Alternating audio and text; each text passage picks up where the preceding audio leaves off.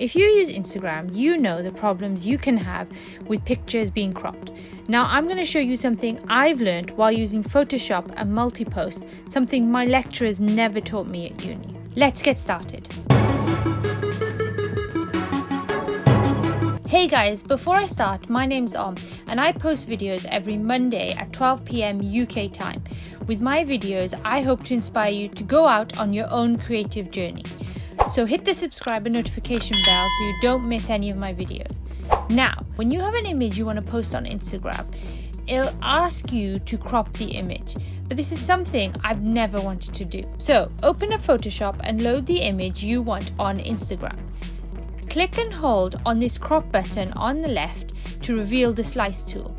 Use this and click and drag over the side of the image. Don't worry about being accurate, just make sure that you've got the bounding box covering from top to bottom vertical length. Now, with the slice tool still selected, click and drag on the right line of the bounding box and drag it to the center where it should snap in. Once you've done that, we can save the image for Instagram. Click on File, Export and Save for Web. This is important. While the save is loading, it just reminded me of something. When I was in uni, the lecturer never told us how to save Photoshop files properly. I'm wondering if you have the same experience. Leave a comment down below and let me know. I can't have been the only one. Down at the bottom of this pop-up window, click on height and change it to 1350, as this is Instagram's maximum height length. Still on the bottom, on the left-hand side, you can zoom in and out to reveal the whole image.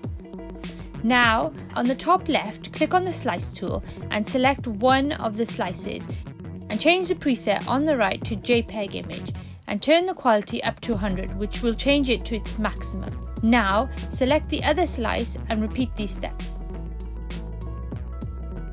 Then, click on Save and choose where you want to save the image.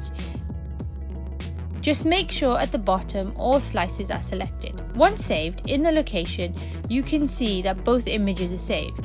I'm going to transfer these files onto my phone, and as I'm an Apple everything person, I'm just going to use AirDrop.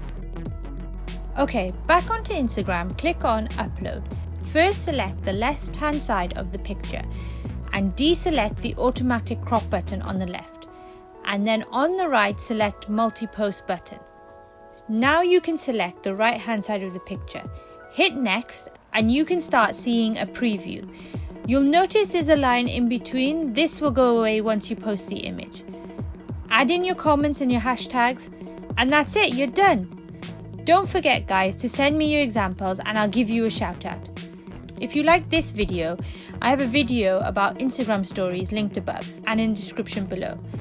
Thanks for everything guys, and as always, stay inspired. This week, my shout out is to Leah Madison.